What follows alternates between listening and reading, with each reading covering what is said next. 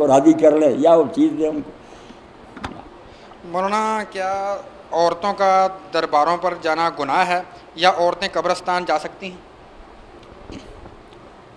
جو درباروں پر جانا نا وہ تو آپ سمجھیں نا دین کی اگر کسی کو سمجھ تو مردوں کے لیے بھی ٹھیک نہیں۔ جو قبروں پر جانے کا فائدہ تھا نا وہ درباروں سے حاصل نہیں ہوتا۔ وہ جو برباد شدہ قبریں نا ڈھائی پڑی وہاں جائے تو آدمی کی عبرت ہوتی ہے کہ یہ کتنے محلوں کے بارے میں قبرستان کے پاس سے گزر، میرا جو ہے نا مکان بالکل قبرستان کے پاس سے گزرنا پڑتا ملتا ہوں۔ میں ہر وقت کہتا ہوں جو ساتھ ابھی جو لے کر آئے تو میں نے کہا کہ یہ دیکھو ان کو میں جانتا ہوں کہ ان میں سے بعض کے مکان صرف 4 قدموں کے فاصلے پر ہے، ساتھ ہی کوٹھی ہے مگر یہ بیچارہ یہاں پڑا ہوا ہے، عبرت کی جگہ ہے۔ تو اللہ کے رسول نے جو قبریں دیکھنے کا ہے وہ دربار نہیں تھے کہ وہاں دربار بنے ہوئے ہیں خادموں، وہ تو شان و شوکت ہے۔ وہاں نصیحت کیا ہے آدمی کہے گی ارے مرنے کے بعد تو اور زیادہ شان والے جگہ چلا گیا۔ ڈھی ہوئی قبریں ہوں، بادشاہوں کی قبریں گری پڑی ہوں،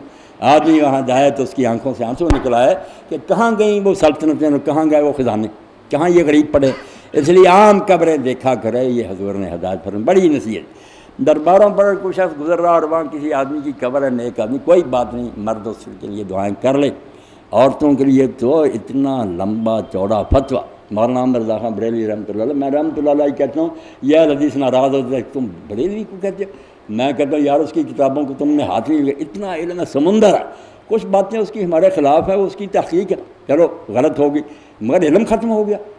اتنا علم ہو سکتا کہ میں نے نہیں دیکھا کہ یار حدیث کے برابر بھی ہو صفر،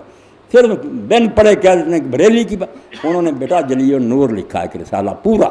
کہ قبروں پر جو عورتیں جاتی ہیں درباروں پر پتہ ہے لعنتی لعنت کیا لیں گی وہاں سے، مردوں کے جھمگٹے ہوتے ہیں، بے پردگی کرتے ہیں۔ باقی جو عام قبرستان ہے نا اس کے بارے میں جو کہتے ہیں نا مردوں کے لیے جانا جائز ہے عورتوں کے لیے جائز نہیں، یہ بات غلط ہے۔ عام قبرستانوں پر اپنے ماں باپ کی قبروں پر آپ جا سکتے ہیں پردے کا خیال کر کے، ان دنوں میں نہ جائیں جن دنوں میں لوگ وہاں اکٹھے ہوتے ہیں، لوگوں نے آتے ہیں بنانی عاشورے وغیرہ جم کٹے بنوٹی، باقی دنوں میں آپ جائیں پردے کا خیال رکھ کر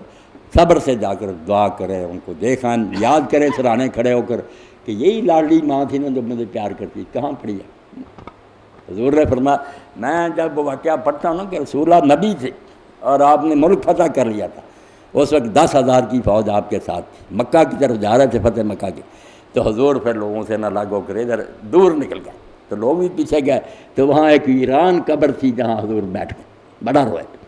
اور صحابہ بھی آپ پھر رونے کی بات کر رہے۔ تو بعض لوگوں نے پوچھا کہ اللہ کے رسول یہ بیابان میں اور ادھار میں کس کی قبر ہے؟ حضور نے فرمایا میری ماں کی قبر، یہاں لیٹی ہوئی ہے، میرے مدینہ سے جب میں لے کر آ گئی یہاں فوت ہوئی،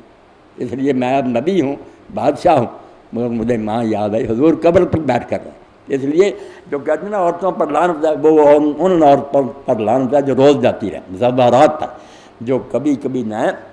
عمر المومنین عائشہ صدیقہ رضی اللہ تعالیٰ عنہ، ان کے بھائی عبدالرحمن فوت ہو گئے، مکہ سے کچھ دور فوت ہوئے، لوگ جنازہ مکہ لے آئے، وہاں دفن کی، پھر آپ عمرہ پر گئیں تو قبرستان گئیں،